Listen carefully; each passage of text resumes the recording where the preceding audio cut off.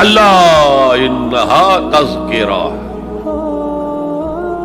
یہ لفظ بہت اہم ہے، تذکرہ، ذکرہ، تذکیر، فذکر بالقرآن، کیا معنی ہے اس کے؟ یاد دہانی صحیح ترین ترجمہ ہے، یاد دہانی۔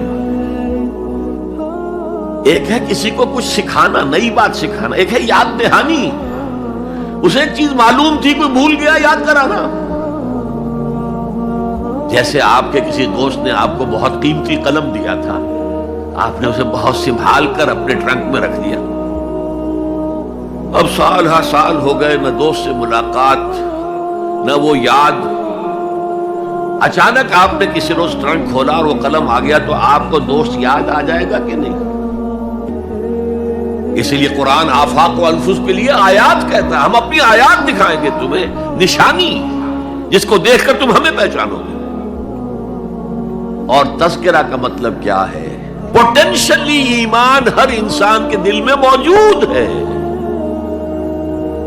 یہ جو روح جو ہمارے قلب کی مسکن مکین ہے، اس میں اللہ کی معرفت بھی ہے، اللہ کی محبت بھی ہے۔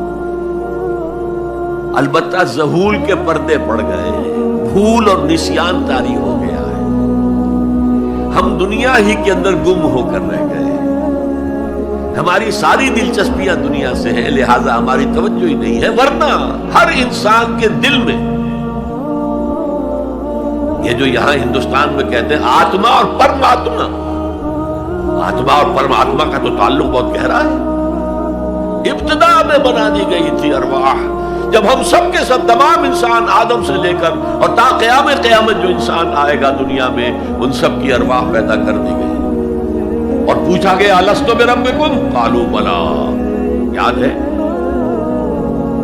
لہذا یہ تذکرہ ہے، یہ یاد دہانی ہے، تمہارے اندر موجود ہے، اللہ کی معرفت بھی موجود ہے، اللہ کی محبت بھی موجود ہے، لیکن کلا بل ران علی قلوبہم ما کانوا یعملون، ان کے دلوں پر زنگ آ گیا ہے ہم ان کے اعمال کی وجہ سے،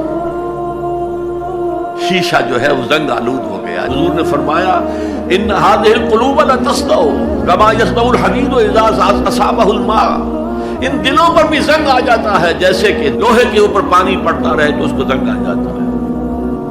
پوچھا گیا فما جلاؤها یا رسول اللہ، اے اللہ کے رسول ہماری تلواروں کو زنگ لگتا ہے، ہم پالش کرتے ہیں، سیکل کرتے ہیں، وہ پھر چمک اٹھتی ہے، تو دل پر اگر زنگ آ جائے تو اس کا علاج کیا ہے؟ دو چیزیں فرمائی، کثرت و ذکر الموت و تلاوت القرآن، دو کام کرو کثرت سے، موت کو یاد رکھو، یہاں رہنا نہیں ہے، جانا ہے، یہ ہمارا گھر نہیں ہے، یہ ہماری منزل نہیں ہے، ہمارا اصل گھر جو حضور نے فرمایا انما الدنیا خلقت لکم وانتم خلقتم للآخرہ، یہ دنیا تمہارے لیے بنائی گئی، تم آخرت کے لیے بنائے گئے ہو۔ اسی لیے حضور نے فرمایا کن فی الدنیا کانک غریب عابر السبیل، دنیا میں ایسے رہو جیسے راہ چلتے مسافر ہو یا اجنبی ہو۔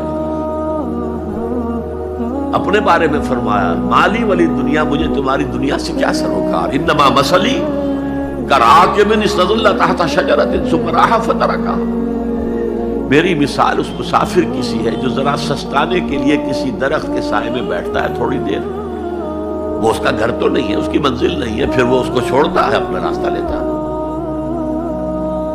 یہ اگر ہمارا تصور قائم ہو جائے، کلا انہا تذکرہ، اب اس کے بعد جو الفاظ آئے فی صحف مکرمۃ مرفوعۃ مطہرۃ بأیدی سفرۃ کرام بررہ، یہ جو قرآن ہے، جو تذکرہ ہے، یہ بڑے ہی انتہائی پاکیزہ صحیفوں میں ہے،